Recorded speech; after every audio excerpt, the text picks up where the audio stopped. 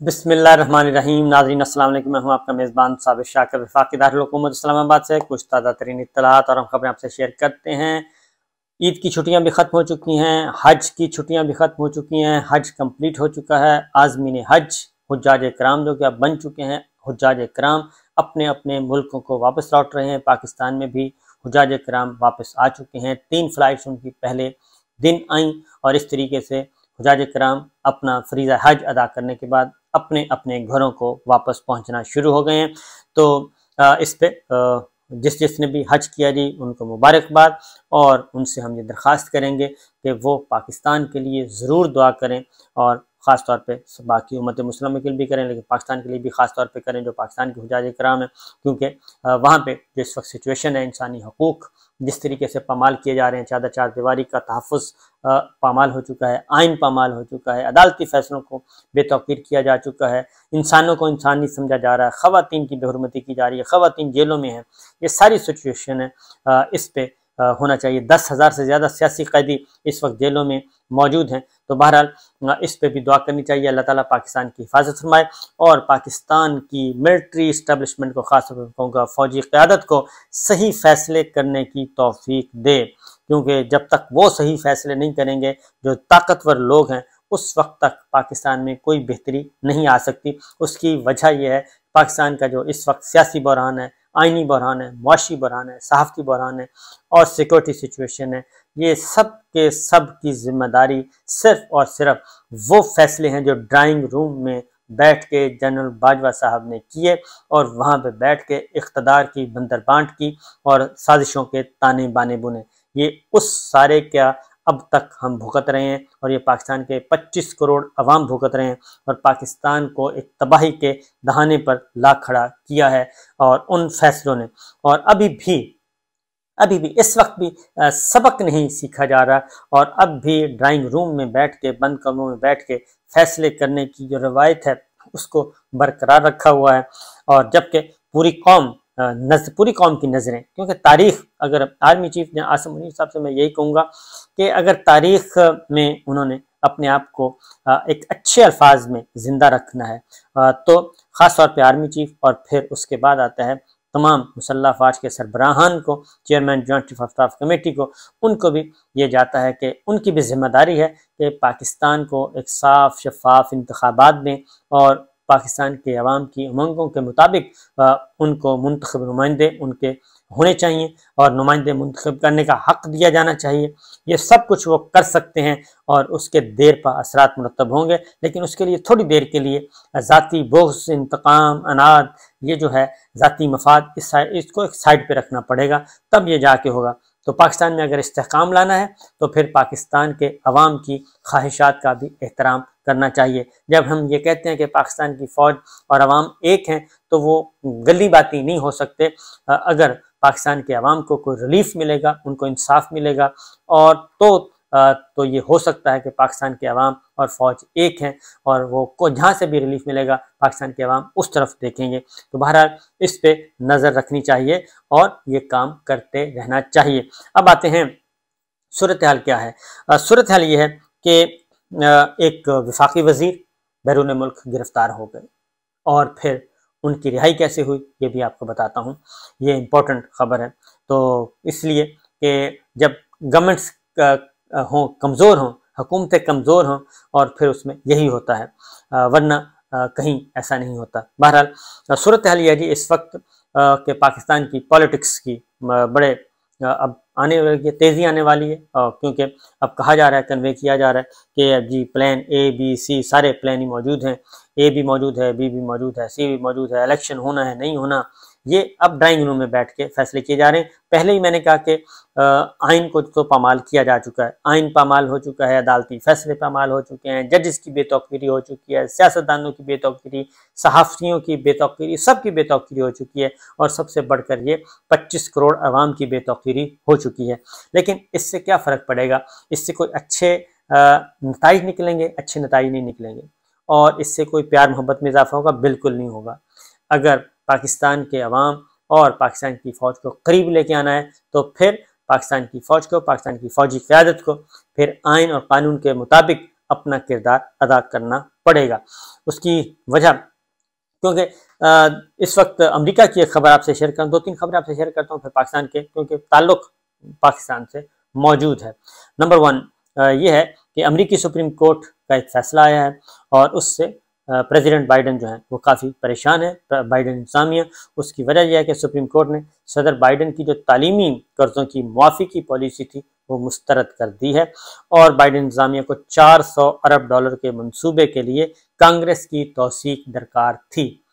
वहाँ की supreme court यही कह रही है, पाकिस्तान की सुप्रीम कोर्ट भी यही कह रही है। पाकिस्तान की सुप्रीम कोर्ट आइन के साथ खड़ी है, आइन के मुताबिक वो फैसले दे रही है, उस फैसलों को बेतौकीर किया जा रहा है। अमेरिका की पार्लियामेंट, अब अमेरिका की सुप्रीम कोर्ट ने भी वही बात की है कि आइन में लिखा है, जो आइन में लिखा है वो ज़रूरी है, तो लिहाजा बाइडन इंतजामिया को 400 अरब डॉलर के मंसूबे के लिए कांग्रेस की तौसीक दरकार थी। सुप्रीम कोर्ट ने अमेरिकी आइन की गलत तशरीह की, ये सदर बाइडन कह रहे हैं, यानी कि बाइडन इंतजामिया कह रही है, वही बात कह रही है जो कि हमारे हुक्मरान कह रहे हैं। ये एक वतीरा है। बाइडन इंतजामिया का मंसूबा गैर मुनसिफाना था और साबिक सदर ट्रंप ने अदालती फैसले को खुश आमदीद कहा है।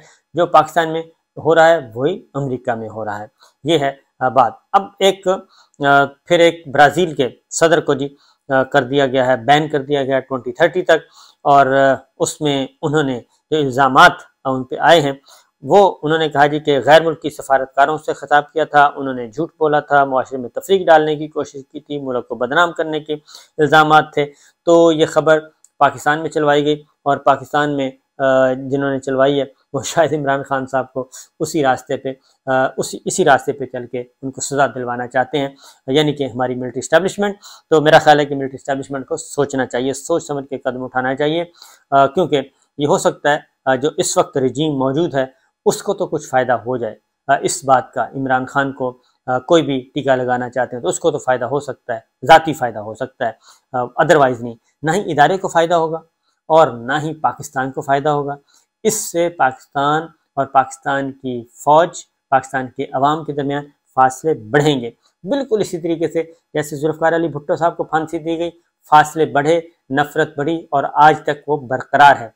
और वो फैसला जो कि ज़ियाउल हक साहब ने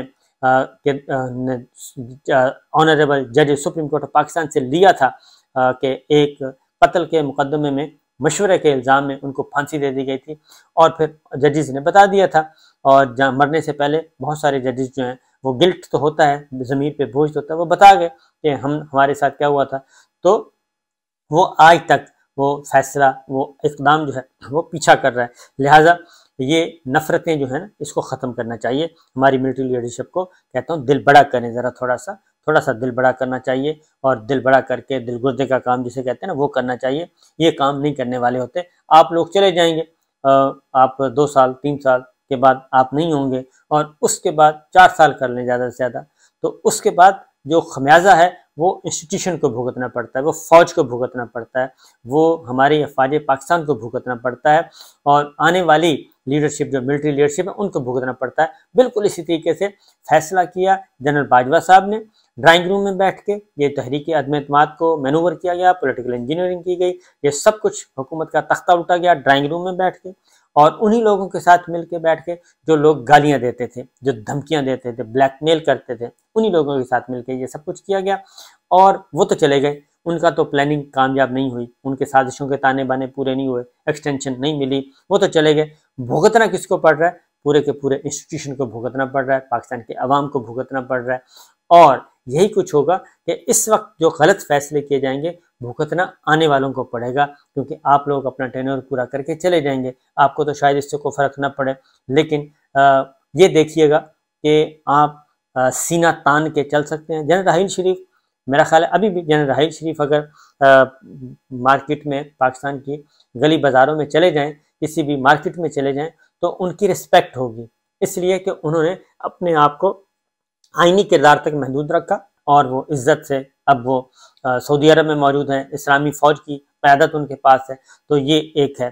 तो आप अपने आप को कंपेयर कर लें, आपने खुद फैसला करना है कि आपने कौन सा रास्ता लेना है, बाजवा साहब वाला लेना है, या फिर जनरल राहील शरीफ साहब वाला लेना है, जनरल जहांगीर करामत वाला लेना है, जनरल वहीद काकड़ वाला लेना है, कौन सा किरदार, जनरल असलम बेग साहब हैं, इन सब में से जनरल क़यानी हैं, कौन सा किरदार और कौन सा रवैये जो हैं वो आपको सूट करते हैं। बहरहाल ये हम कह सकते हैं, गुजारिश ही कर सकते हैं, इससे ज़्यादा हम क्या करेंगे। हम मुकदमे भी करवा रहे हैं, सब कुछ करवा रहे हैं, लेकिन बहरहाल बताने वाली बातें हैं जो बताई जानी चाहिए। और दूसरा ये जी कि ये तोड़ फोड़ का अमल जो है पॉलिटिकल पार्टीज का, ये बंद हो जाना चाहिए। सियासी जमातों को तोड़ना और उसके बाद एक फेडरल पार्टी को पहले पीपल्स पार्टी को कमज़ोर करने की कोशिश की गई, फिर उसके मुकाबले में आईडीआई बनाई गई, आईडीआई से फिर नवाज शरीफ साहब बने और नवाज शरीफ साहब के बाद फिर उनको फारिग कर उनको भी कमज़ोर किया जाना करने लग गए।